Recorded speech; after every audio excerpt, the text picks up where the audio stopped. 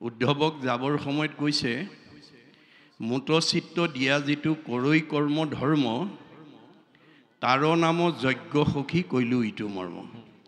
এইটো কি যজ্ঞ? নাম যজ্ঞ, ভাগৱত যজ্ঞ, ভক্তি যজ্ঞ।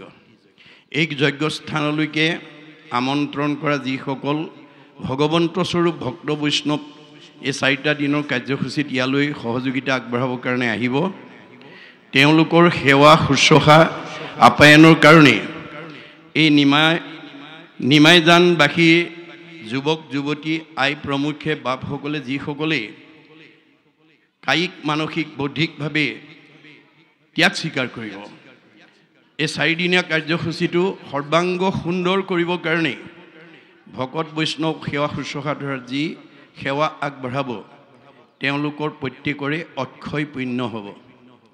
আমাক ভগৱন্তই গুৰুৰূপে কৈছে, বেদত কৈছে পৰোপকাৰায় ইদম শৰীৰম, তোমালোকক এই শৰীৰটো দিছোঁ পৰৰ উপকাৰ কামত ব্যৱহাৰ কৰিবৰ কাৰণে।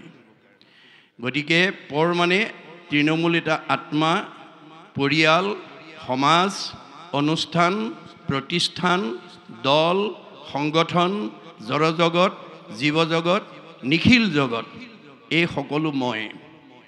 অহমেবাচ মে অগ্ৰে ন অন্যৎসৎ অসৎ পৰম প্ৰচ্ছাদ অহম যো এইতৈছ যো অৱশিষ্যতে সুস্বয়হম। আদিত মই, মধ্যত মই, শেষত ময়েই থাকিম। তুমি দেখা জগতখন মিছা, জগত মিথ্যা, ব্ৰহ্ম সত্য, ব্ৰহ্মহে সঁচা। ব্ৰহ্ম কি? জীৱ ব্ৰহ্ম এব কেৱলম, জীৱই ব্ৰহ্ম। তৃণমূল এটা আত্মাৰ পৰা পৰিয়াল, অনুষ্ঠান, প্ৰতিষ্ঠান, দল, সংগঠন, সমাজৰ কামত যদি আমি অকণমান এই শৰীৰটো লগাব পাৰোঁ, তেতিয়াহ'লে তাৰ পৰা এই 4 দিনীয়া কাৰ্যসূচীত আপোনালোকে যিসকলে অনুষ্ঠানটো সৰ্বাংগ সুন্দৰ কৰিবৰ কাৰণে এটা খোজ দিব, তাৰ প্ৰতিটো খোজৰ মূল্য হ'ব পদে পদে অশ্বমেধ ফলং প্ৰাপ্নতি নিত্যৈছ। ভগৱন্তে কৈছে মোৰ কামৰ কাৰণে যদি তোমালোকে অকণমান কায়িক মানসিক বৌদ্ধিক আৰ্থিকভাৱে ত্যাগ স্বীকাৰ কৰি এটা খোজ আগবঢ়াব পাৰা, তাৰ প্ৰতিটো খোজৰ মূল্য হ'ব এটা এটা অশ্বমেধ যজ্ঞৰ সমান পুণ্য। গতিকে এতিয়া স্বয়ং বৈকুণ্ঠপতি কৃষ্ণক আহি আমাৰ ইয়াত নিমাইজানবাসী মংগল হওক, সকলোৰে কুশল হওক বুলি ক'বলৈ নাহে। কোন আহিব? ভাগৱতত কৈছে হৰিৰ মূৰ্তিক হৰি ভক্তক দেখিবা, শক্তি অনুৰূপে তাৰ প্ৰীতি আচৰিবা। আপোনালোকে সাধ্যানুসৰি যাতে এই 4 দিনীয় কাৰ্যসূচীটো সফল ৰূপায়ণৰ কাৰণে প্ৰত্যেকে যদি অকণমান সেৱা আগবঢ়ায়, তেতিয়াহ'লে আপোনালোকৰ সেয়া হ'ব অক্ষয় পুণ্য। যিমানে কৃষ্ণক দিয়ে সেহিহে অক্ষয়, ইহাক নিবাকৈ একোজনে নপাৰে। এই 4টা দিনত আপোনালোকৰ পুণ্য অৰ্জন কৰা এটা সৌভাগ্য নিমাইজানবাসীৰ কাৰণে আহিছে। মই জয় জয়তে সকলোৱে যাতে এই 4 দিনীয়া কাৰ্যসূচী সফল ৰূপায়ণৰ কাৰণে ভকত বৈষ্ণৱসকলক সুন্দৰকৈ সেৱা শুশ্ৰূষা কৰাত যাতে আত্মনিয়োগ কৰিব পাৰে, তাৰ বাবে সকলোকে আহ্বান জনাই মই এতিয়া ভাগৱতৰ মূল বিষয়বস্তুলৈকে যাব খুজিছোঁ যে এই ভাগৱত অনুষ্ঠান আমি কিয় পাতিব লাগে আৰু কিয় শুনিব লাগে, আমাৰ পাতিলে বা শুনিলে কি লাভ হ'ব, এই কথা ভাগৱততে উল্লেখ আছে। আক শুনি বন্ধ্যা নাৰী পুত্ৰ হুৱে গুণৱন্ত, দুৰ্জনো সজন হুৱে দুখী ধনৱন্ত। ভাগৱত শুনিলে পুত্ৰ কন্যা নোহোৱা বন্ধ্যা নাৰীয়ে সুযোগ্য সন্তান পোৱাৰ যোগ্যতা লাভ কৰিব পাৰে। দুখীয়া মানুহ ধনী হৈ যায়, দুষ্ট মানুহ শান্ত হৈ যায়। সেইকাৰণে ভাগৱত শুনিবলৈ আহিব লাগে। এই ভাগৱত ইতিমধ্যে উদ্বোধন ভাষণত ধুনীয়াকৈ কৈছে যে স্বাদত অমৃতময় পৰম আনন্দ ৰস পূৰ্বতে আছিলা বৈকুণ্ঠত। এই ভাগৱত আজি আমি নিমাইজানবাসী ৰাইজৰ দ্বাৰা অনুষ্ঠিত এই ৰভাৰ তলত আমি শুনিছোঁ। ই পূৰ্বতে ক'ত আছিল? বৈকুণ্ঠত আছিল। কৃষ্ণৰ কৃপাত পাছে অৰ্ধেক বয়স গৈলে পাইলা ব্ৰহ্মা পদ্মকলপত। ব্ৰহ্মাই পদ্মকলপত আধা বয়স যাওঁতে এই ভাগৱত পাই পেলাই ব্ৰহ্মা দিলা নাৰদক ইটো ফলৰ ৰহস্যক, নাৰদে ব্যাসক আনি দিলা নগৈল তিলেক ভাগি ইডালে সিডালে লাগি শুক মুখে মাটিত নামিলা। শুকে পৰীক্ষিত কোৱা ভাগৱত আমি আজি এই ৰভাৰ তলত শুনিছোঁ। আমি কিমান ভাগ্যৱান, গুৰুজনে আমাক আহ্বান জনাইছে কৰা পান ফল ইটো যাৰ আছে ভাগ্য যিটো। আজি এই অনুষ্ঠানলৈ অহা সকলক ভাগ্যৱান বুলি কৈছে ৰস বিভাৱনত চতুৰ টেঙৰ মানুহ বুলি কৈছে ভাগৱতে কৈছে গুৰুজনাই কৈছে যে ভাগৱত শুনিবলৈ অহা মানুহবিলাক পৰম চতুৰ সাধুৰ সংগ অনুসৰি কৃষ্ণ কথা কৰ্ণে ভৰি সমস্ত আপদ কৰা দূৰ গতিকে আমাৰ সকলো আপদৰ পৰা আমি মুক্ত হ'বলৈ হ'লে ভাগৱত শুনিবই লাগিব ভাগৱত নুশুনা কোনো জীৱ ইয়াত মংগলে থাকিব নোৱাৰে সকলো থাকিলেও অমংগল আহিব ধনে ধানে টকাই পইচাই গাড়ীয়ে মটৰে পকা ঘৰ দুৱাৰে ব্যৱসায় বাণিজ্যই সকলো থাকিব পাৰিব কিন্তু অমংগলৰ পৰা মুক্ত হ'ব নোৱাৰিব সুমংগলেই অমংগল জানা কৃষ্ণ বিনে অমংগলেই সুমংগল কৃষ্ণৰ কীৰ্তনে গতিকে ভগৱন্তৰ নাম আমি দৈনন্দিন জীৱনত যাতে এক ক্ষণ মানে 4 মিনিট সময় যাতে আমি 24 ঘণ্টাৰ ভিতৰত ঈশ্বৰৰ কথা কোৱা শুনা গোৱাৰ কাৰণে যাতে দিব পাৰোঁ তেতিয়াও আমাৰ জীৱনটো সাৰ্থক হ'ব এই ভাগৱত অভিশপ্ত পৰীক্ষিতে শুনিবলগীয়া হৈছিল প্ৰথম কিয় তেওঁক ভগৱন্তই ভাৰতবৰ্ষৰ শ্ৰেষ্ঠ বৈষ্ণৱ ৰজা কৰি জন্ম দিছিল তৎসত্ত্বেও অভিশপ্ত হ'ল কিয় তেওঁৰ প্ৰতিভাটো প্ৰয়োগ কৰিব নাজানিলে বৈষ্ণৱৰ প্ৰতিভা কি আছিলে সাধুৰ সেৱা নাম ধৰ্ম কৰিবেক সাৰ বৈষ্ণৱ বোলয় এহি তত্ত্ব আছে যাৰ সাধুৰ প্ৰতি ভক্ত বৈষ্ণৱৰ প্ৰতি যাৰ শ্ৰদ্ধা থাকিব সি ডেকা ল'ৰাই হওক গাভৰু ছোৱালীয়ে হওক বোৱাৰীয়ে হওক জীয়াৰীয়ে হওক বাল্যই হওক বৃদ্ধই হওক সেই জীৱটো বৈষ্ণৱ সাধুৰ সেৱা নাম ধৰ্ম কৰিবেক সাৰ নামৰ প্ৰতি যাৰ আস্থা থাকিব তেওঁক বেদে বৈষ্ণৱ বুলি কৈছে বৈষ্ণৱৰ দ্বিতীয় বৈশিষ্ট্য এনেকৈ সংগবদ্ধভাৱে ভাগৱত ব্যাখ্যা অনুষ্ঠানেই হওক নাম প্ৰসংগেই হওক পাঠ প্ৰসংগেই হওক ধৰ্মালোচনী সভাই হওক এনেকৈ একেলগে বহাৰ পিছত বৈষ্ণৱ গুণসম্পন্ন ব্যক্তিয়ে গ্ৰাম্য কথা নাপাতে ল'ৰা ছোৱালীৰ কথা নাপাতে ধন টকা পইচাৰ কথা নাপাতে ইন্দ্ৰিয় সুখভোগৰ কথা নাপাতে কি পাতিব বৃথা বাক্য নুবুলিব নামাতিব মিছা কৃষ্ণ কথা শুনিবলৈ কৰিবেক ইচ্ছা দিনটোত মই কেনেকৈ কৃষ্ণ কথা এটা শুনি জন্ম জন্মান্তৰ কাৰণে পুণ্য অৰ্জন কৰিব পাৰোঁ তাৰ কাৰণে সদায় অনুৰাগী হৈ থাকে আৰু চতুৰ্থ বৈশিষ্ট্যটো কি নামক জপিয়া ব্ৰহ্ম কৰিবেক মন নিৰামিষে সদায়ে কৰিব ভোজন বৈষ্ণৱ যদি 100% গুণ যি লৈ আহিছে সি জন্মৰ পৰাই নিৰামিষ হৈ আহিব সি কেতিয়াও হামিষ খাব নোৱাৰে কাৰণ হামিষ খালেই আপোনাৰ প্ৰাণী হিংসা কৰিব লাগিব আমাক ভাগৱতত কৈছে যত দেখা ভূত প্ৰাণী সবাহাকে বিষ্ণু মানি হিংসা এৰি কৰা উপকাৰ মই চবতে আছোঁ দেই কৰ্মফলে কুকুৰৰ চিগাৰ লগদৰ ভৰু আত্মাৰাম দেহটোহে কুকুৰ মেকুৰী গাহৰি আত্মা নহয় কৰ্মফলেহে হৈছে গতিকে তাত তোমালোকৰ হাত নাই গতিকে সকলো প্ৰাণীকে যাতে আমি মানে মৰম দয়া কৰিব পাৰোঁ তাৰ প্ৰতি আমি গুৰুত্ব দিব লাগিব কিন্তু এই পৰীক্ষিতে সেইখিতে ভুল কৰিলে প্ৰাণী হিংসা কৰিবৰ কাৰণে মৃগয়া কৰিবৰ কাৰণে গুচি গ'ল যাৰ কাৰণে তেওঁ পাপ সিদ্ধ হ'ল অৱশেষত তেওঁ পহুৰ পিছে পিছে দৌৰি পিয়াহত অন্থকণ্ঠ শুকাই যেতিয়া সমীক ঋষিৰ আশ্ৰমত পানী বিচাৰি সোমাইছিল সেই সময়ত সমীক ঋষিয়ে একান্ত মনে ঈশ্বৰক ধ্যান কৰি আছিল কোন আহিছে কোন অহা নাই ক'ব নোৱাৰে কিন্তু পৰীক্ষিতে সেই বিবেচনা নকৰি তেওঁ পদমৰ্যাদাক প্ৰাধান্য দি মই দেশৰ ৰজা তুমি মোৰ প্ৰজা তোমাৰ আশ্ৰমত আহিছোঁ তুমি মোক মান্যতা দিয়া নাই এই বুলি খঙত একো নাই হৈ ধনুৰ আগেৰে মৰা সাপ এটা আনি তেওঁৰ ডিঙিত মেৰিয়াই থৈ গুচি গ'ল তেওঁৰ পুত্ৰ খেলি থকা চিংগিমুনিয়াক লগৰীয়াৰ মুখে কথাটো গম পাই দৌৰি আহি দেখিলে হয় দেউতাকৰ ডিঙিত কোনোবাই অধমে মৰা সাপ আৰি থৈ গৈছে তেওঁ খঙত একো নাই হৈ একো বিবেচনা নকৰি তেওঁ অভিশাপ দি দিলে মোৰ দেউতাৰ ডিঙিত যোনে এনেকৈ মৰা সাপ আৰিছে এই তক্ষকে তেওঁক 7 দিনত দংশন কৰি মাৰিব খবৰটো লগৰীয়া মুখে পৰীক্ষিত কৰ্ণগোচৰ হোৱাৰ লগে লগে পৰীক্ষিত মৃত্যু ভয়ত ত্ৰস্তমান হ'ল আৰু পুতেক জন্মেজয়ক মাতি আনি ক'লে বোপাই মই অভিশপ্ত হ'লোঁ কৰ্ম দুখত 7 দিনত মোক তক্ষকে দংশন কৰিব মোৰ মৃত্যু অনিবাৰ্য এই সপ্তদিবা পৃথিৱী পৰিচালনাৰ দায়িত্ব মই তোমাৰ ওপৰত অৰ্পণ কৰিলোঁ আৰু মই কিবা প্ৰকাৰে তক্ষকৰ দংশনৰ পৰা কালৰ হাতৰ পৰা মৃত্যুৰ হাতৰ পৰা নিজক বচাব পাৰোঁ নেকি উপায় বিচাৰি যাওঁ এই বুলি ক'ত গ'ল গংগাৰ পাৰত গৈ আশ্ৰয় ল'লেগৈ গংগাৰ পাৰত যদি পৰীক্ষিতে মৃত্যুৰ হাতৰ পৰা ৰক্ষা পাবৰ কাৰণে আশ্ৰয় লয় আমি ল'ব লাগে নে নালাগে আৰু আজি আমি লৈছোঁ নে নাই এই কথাটো আমি প্ৰত্যেকেই উপলব্ধি কৰিম কি গংগা নামেই গংগা নামে নেতাৰিলে জীৱ আৰু কোনে তাৰে গতিকে আমাক নামেহে তৰাব অন্যই তৰাব নোৱাৰে খবৰটো পোৱাৰ লগে লগে ৰাজ্যৰ দেৱঋষি ৰাজঋষি ব্ৰহ্মঋষি ঋতিজকে প্ৰমুখ্য কৰি গণ্যমান্যসকল আহি পৰীক্ষিতৰ সন্মুখত সমবেত হ'ল। এই কথাটো আমাক কি দেখুৱাইছে ভাগৱতে, যে আমাৰ এই নিমাইজান গাঁও বিভিন্ন জাতি, বিভিন্ন সম্প্ৰদায়, বিভিন্ন বংশৰ, বিভিন্ন জাতিৰ, বিভিন্ন ধৰ্মাৱলম্বী লোক থাকিব পাৰে, বিভিন্ন সমাজৰ লোক থাকিব পাৰে। সমাজৰ ভিন্নতা থাকিব পাৰে, জাতিৰ ভিন্নতা থাকিব পাৰে, বংশৰ ভিন্নতা থাকিব পাৰে, ধৰ্মৰ ভিন্নতা থাকিব পাৰে, কিন্তু আত্মাৰ ভিন্নতা নাই। আত্মা দৃষ্টিত আমি চব ভগৱন্তৰ অংশ জীৱ, তোমাৰে সেই অংশ আমি যত জীৱ যাক।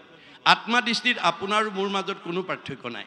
গতিকে নিমাইজান গাঁৱত কাৰোবাৰ বিপদ হ'লে এটা খবৰ লোৱাটো, সহানুভূতি দিয়াটো, প্ৰেৰণা যোগোৱাটো আমাৰ মানৱীয় ধৰ্ম। মৃত্যুৰ আগমুহূৰ্তত সকলোকে সন্মুখত দেখা পোৱাৰ লগে লগে পৰীক্ষিতে প্ৰেৰণা পালে, সাহস পালে আৰু প্ৰশ্ন কৰিলে, কোৱা দেৱঋষি, কোৱা ৰাজঋষি, কোৱা ব্ৰহ্মঋষি, কোৱা ঋতিজ, কোৱা গণ্যমান্যসকল, কি কৰিলে মই তক্ষকৰ দংশনৰ পৰা নিজক বচাব পাৰিম? ৰজাৰ প্ৰশ্ন শুনি প্ৰত্যেকে নিজা নিজা অভিমত আগবঢ়ালে। কোনোৱে ক'লে তপ কৰা, কোনোৱে ক'লে জপ কৰা, কোনোৱে ক'লে যজ্ঞ কৰা, কোনোৱে ক'লে দান কৰা, কোনোৱে ক'লে তীৰ্থ কৰা, কোনোৱে ক'লে স্নান কৰা। নানা ঋষিৰ নানা মতে পৰীক্ষিতৰ মৃত্যু ভয় আঁতৰ কৰিব নোৱাৰিলে। কিয়? ইয়াৰ কাৰণটো একাদশ স্কন্ধ ভাগৱতত উল্লেখ কৰিছে যে আমি জীৱশ্ৰেষ্ঠ মানুহ হিচাপে পৃথিৱীত য'তেই জন্মগ্ৰহণ নকৰোঁ, যি জনগোষ্ঠীতেই জন্মগ্ৰহণ নকৰোঁ, আমি জীৱশ্ৰেষ্ঠ মানুহ হিচাপে আমি কেনেকৈ ঈশ্বৰক ভজিব লাগিব, কাক ভজিব লাগিব, কেনেকৈ ধৰ্ম কৰিলে আমাৰ জীৱশ্ৰেষ্ঠ মানুহ উদ্ধাৰ হ'ব, এই সম্পৰ্কে একাদশ স্কন্ধ ভাগৱতত মানে উল্লেখ কৰিছে।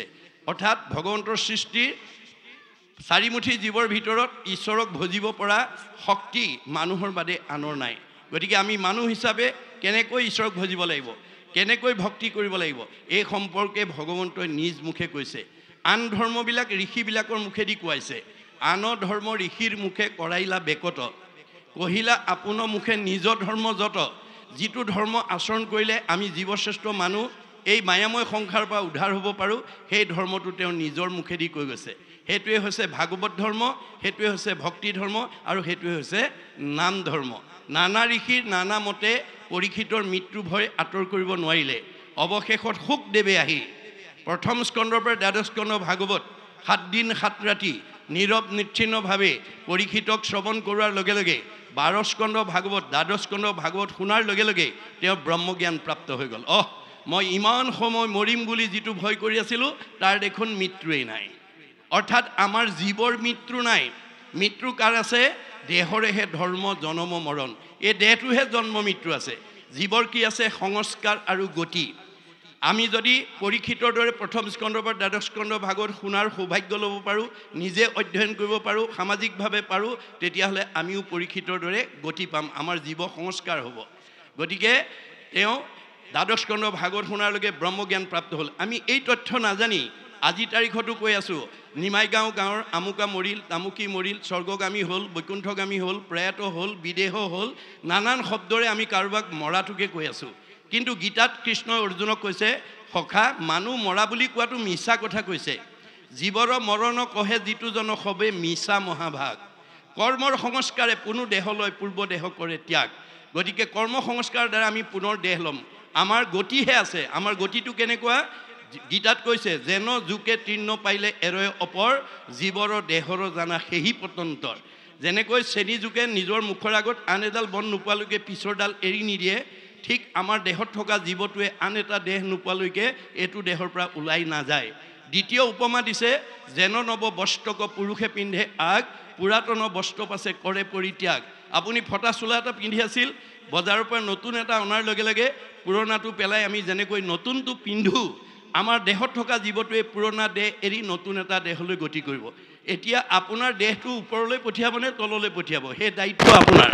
আজিৰ দৰে যদি নিমাইগাঁও ৰাইজে যদি জীয়াই থকালৈকে, এইখন গাঁও থকালৈকে যদি প্ৰথম স্কন্ধ ভাগৱতৰ পৰা দ্বাদশ স্কন্ধ ভাগৱত যদি একাধিকবাৰ এই অঞ্চলৰ ৰাইজৰ বা এই অঞ্চলৰ উঠি অহা প্ৰজন্মক যদি ভাগৱত শ্ৰৱণ কৰাৰ সৌভাগ্য দিব পাৰে, তেতিয়াহ'লে আমি সংস্কাৰ হৈ যাম আৰু আমাৰ জীৱই পৰীক্ষিতৰ দৰে গতি পাব। গতিকে ভাগৱত নুশুনা কোনো জীৱ, কাৰণ ভাগৱত হৈছে বেদ বেদান্তৰ সাৰ। অকল এইটো মহাপুৰুষ শংকৰদেৱে অসমত যদিও আৱিৰ্ভাৱ হৈছিল, অসমৰ মানুহ বা ভাৰতৰ মানুহ সংঘ অনাসংঘ বামুণীয়া কীৰ্তনীয়া সত্ৰ সমাজৰ কাৰণে নহয়, তেওঁ পৃথিৱীৰ জীৱশ্ৰেষ্ঠ মানুহৰ উপকাৰৰ কাৰণে ভাগৱত ৰচনা কৰি থৈ গৈছে।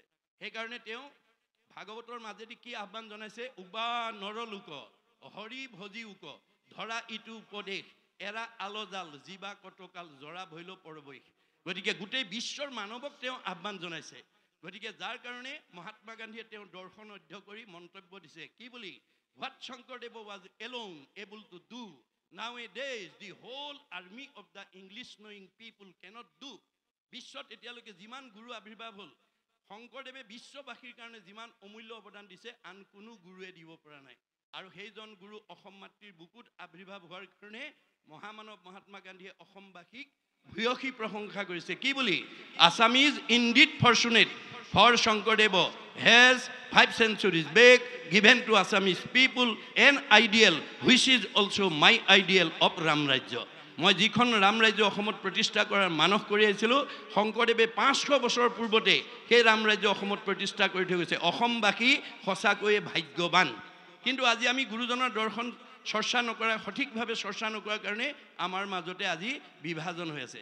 আমি কোনো জাতি জনগোষ্ঠী সমাজক লৈ যাতে আমি কোনো ধৰণৰ প্ৰতিক্ৰিয়া প্ৰকাশ কৰিব নালাগে। শংকৰদেৱে কেৱল জাতি মানুহ জাতি হিচাপে তেওঁ দেখুৱাইছে। গোটেই জাতি আমি জীৱশ্ৰেষ্ঠ জাতি। গতিকে জীৱশ্ৰেষ্ঠ জাতি হিচাপে আমি কেনেকৈ ধৰ্ম আচৰণ কৰি জীয়াই থাকোঁতে শান্তি পাওঁ আৰু মৰিলে সদ্গতি পাম। আপোনালোকে মানুহ হিচাপে জীয়াই থকা কেইদিন শান্তিত থাকিব লাগিব, তেতিয়াহে আপোনাৰ জীৱটো মৰিলে সদ্গতি পাব। জীয়াই থাকোঁতে যদি অশান্তি পায় মৰিলে অধোগতি যাব। জীৱৰ গতিহে আছে, হয় সদ্গতি নহয় অধোগতি। সেইকাৰণে ভাগৱত শুনি আমি যাতে সদ্গতি লাভ কৰিব পাৰোঁ, তাৰ কাৰণে আপোনালোকে এই কৰ্ম আঁচনিটো মই উদ্যোক্তাসকলক আহ্বান জনাইছোঁ। আজি আপোনালোকে প্ৰথম বাৰ্ষিক হিচাপে ইমান সুন্দৰ ইমান মানে আড়ম্বৰপূৰ্ণভাৱে অনুষ্ঠানটো পাতিছে, মই দেখি অত্যন্ত সুখী হৈছোঁ, অত্যন্ত আনন্দিত হৈছোঁ।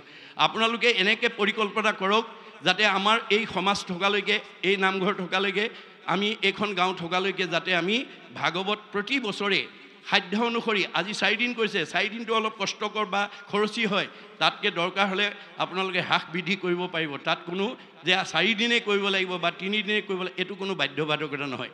লাগিলে এদিনেই কৰক, তথাপিতো ভাগৱত যদি আপুনি প্ৰথম স্কন্ধৰ পৰা দ্বাদশ স্কন্ধ শুনোৱাৰ কাৰণে এইখন গাঁওবাসীত যদি প্ৰচাৰ হয়, অনাগত দিনত এইখন গাঁৱলৈ বৃদ্ধ বয়সত বৃদ্ধ পিতৃ মাতৃক বৃদ্ধাশ্ৰমলৈ খেদি পঠোৱা জীৱ পুত্ৰৰূপে আহিব নোৱাৰিব।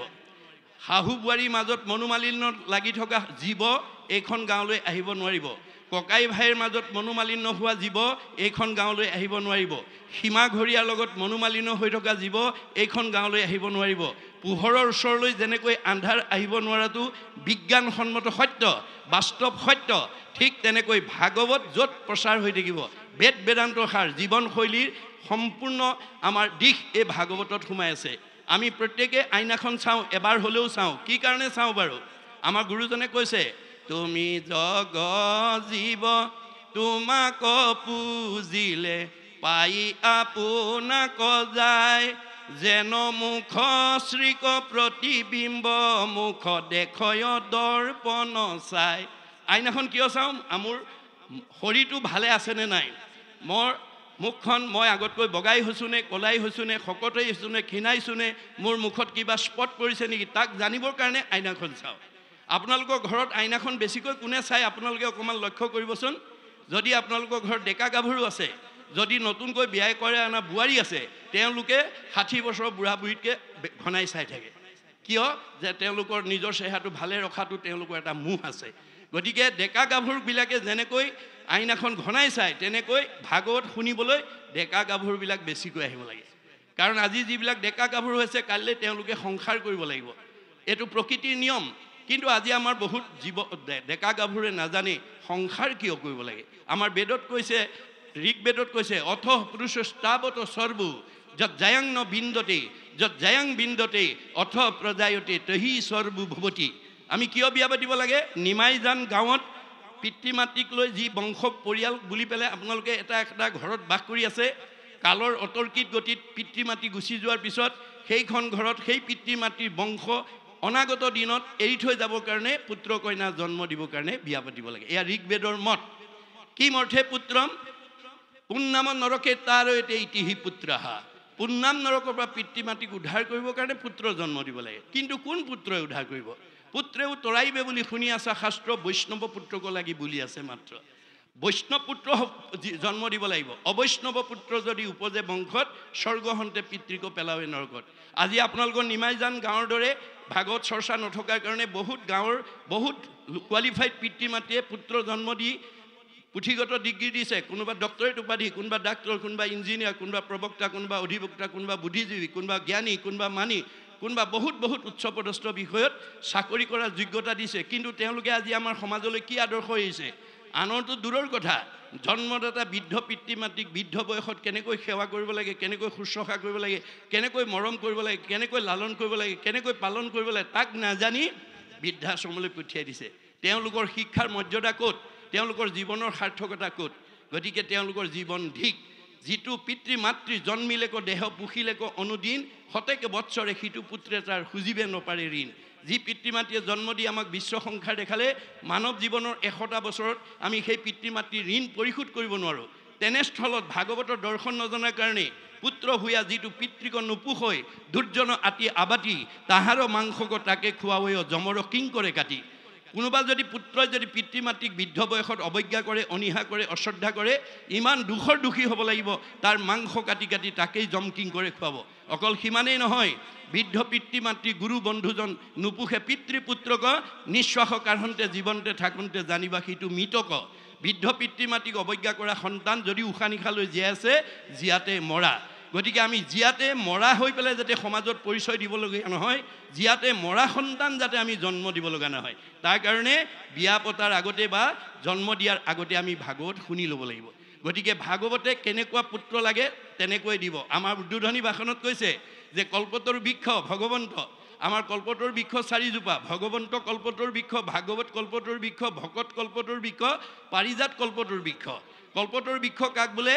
যি বিচাৰে তাকে দিব পৰা যোগ্যতা যিজোপা গছৰ আছে সেইজোপাই হৈছে কল্পতৰ বৃক্ষ। এতিয়া এই ভাগৱত হৈছে কল্পতৰ বৃক্ষ, ভগৱন্ত কল্পতৰ বৃক্ষ। আমাৰ প্ৰত্যেকৰে হৃদয়তে কল্পতৰ বৃক্ষৰূপে ভগৱন্ত আমাৰ প্ৰত্যেকৰে হৃদয়তে আছে। সমস্ত ভূতৰে মই আছোঁ হৃদয়ত। কি কাৰণে আছোঁ? যা দৃশী ভাৱনা জৈছ সিদ্ধি ভৱতী তাত দৃশী। আপুনি যেনেকৈ ভাবে তেনেকৈ আপোনাৰ ভাৱনা পূৰণ কৰিবৰ কাৰণে আছে। ল'ৰা লাগিলে ল'ৰা দিব, ছোৱালী লাগিলে ছোৱালী দিব। কিন্তু আজি আমাৰ সেই দৰ্শন নজনাৰ কাৰণে বহুত দাম্পত্য জীৱনত সংঘাত আহিছে, ডিভোৰ্চ পৰ্যন্ত হৈছে। কিয়? তেওঁলোকে ভাগৱতৰ দৰ্শন নাজানে। গতিকে আমি কেনেকৈ সন্তান জন্ম দিব লাগে সকলো নিয়ম ভাগৱতত বান্ধি থৈছে। গতিকে আমি যাতে উঠি অহা প্ৰজন্মক এই ভাগৱতৰ যোগেদি যাতে নিকা কৰিব পাৰোঁ, এখন পবিত্ৰ নিতাইজান বাসী হিচাপে আমি যাতে বৈকুণ্ঠৰ সুখত থাকিব পাৰোঁ, স্বৰ্গৰ ভোগত থাকিব পাৰোঁ, তাৰ ব্যৱস্থা আপোনাক ভাগৱতে দিব। সেইকাৰণে ভাগৱত দিব। আমাৰ 24 ঘণ্টাক 8টা পহৰত ভাগ কৰিছে, প্ৰতিটো পহৰত 3টাকৈ ঘণ্টা সোমাই আছে। গতিকে আমাৰ নৱদম্পতীসকলে কোনটো পহৰত গৈ বাঞ্ছিত ফল ভগৱানৰ পৰা লাভ কৰিব পাৰে সেই কথা আমি জানিব লাগিব। সেই নিয়ম বান্ধি থৈছে। সূৰ্য উদয়ৰ পৰা সূৰ্যাস্তলৈ এই 4টা পহৰত দিবা অৱস্থাত কোনো দম্পতী সৃষ্টি কাৰ্যত আগ নাবাঢ়ে বা বাঢ়িব নালাগে। কেতিয়া বাঢ়িব লাগিব? সূৰ্য অস্ত যোৱাৰ পৰা পুনৰ সূৰ্য উদয় হোৱালৈকে এই 4টা পহৰত। তাৰে প্ৰথম 2টা পহৰ বাদ দিবৰ কাৰণে বিজ্ঞানে স্বীকাৰ কৰিছে। আমি খোৱা অন্নটো ব্ৰহ্মলৈ ৰূপান্তৰ হ'বলৈ কমেও 6 ঘণ্টা সময় লাগে। আমি খোৱা আহাৰটো প্ৰথমতে ৰস, ৰসৰ পৰা তেজ, তেজৰ পৰা মাংস, মাংসৰ পৰা মেদ, মেদৰ পৰা হাড়, হাড়ৰ পৰা মজ্জা, মজ্জাৰ পৰা শুক্ৰ, শুক্ৰৰ পৰা সন্তান জন্ম হ'ব। গতিকে 2টা পহৰ বাদ দি 3য় 4ৰ্থ পহৰত আগবাঢ়ি যাব লাগিব। কেনেকৈ? পুৰুষ প্ৰকৃতি হবা একমতি, তেহে সিজিব হৰিত ভগতি। স্বামী স্ত্ৰী দুইজন একমনা হ'ব লাগিব। আপুনি সৃষ্টিৰ কামলৈ আগবঢ়াৰ আগতে দুইজনে আলোচনা কৰি লওক, প্ৰথম সন্তানটো বা দ্বিতীয় সন্তানটো আপোনাক কি লাগে? ল'ৰা লাগে নে ছোৱালী লাগে? কেনেকুৱা গুণৰ ল'ৰা ছোৱালী লাগে? দুইজনে আলোচনা কৰি যথা সময়ত দুইজনে নিজৰ ভাৱটো ভগৱন্তক জনাই দিব। ভাৱেন লভতে সৰ্বম। কিন্তু যদি দুইজনৰ মতভেদ থাকে তেতিয়াহ'লে আপুনি বাঞ্ছিত ফলৰ পৰা বঞ্চিত হ'ব। কাৰ দৰে? কাশ্যপ ঋষিৰ দৰে। কাশ্যপ ঋষি দুগৰাকী ভাৰ্যা, এগৰাকী দিতি, এগৰাকী অদিতি। অদিতিয়ে স্বামীৰ লগত মন মিলাই সময়মতে সৃষ্টি কাৰ্যত আগবাঢ়িছিল কাৰণে সব দেৱতা সন্তান জন্ম দিলে। কিন্তু দিতি হিংসাকুৰীয়া, সতিনীৰ পুত্ৰ হোৱা দেখি হিংসাত ভাগি পৰিছিল আৰু অসময়ত উপাসনা স্থানত গৈ পুত্ৰদানৰ কাৰণে আহ্বান জনাইছিল।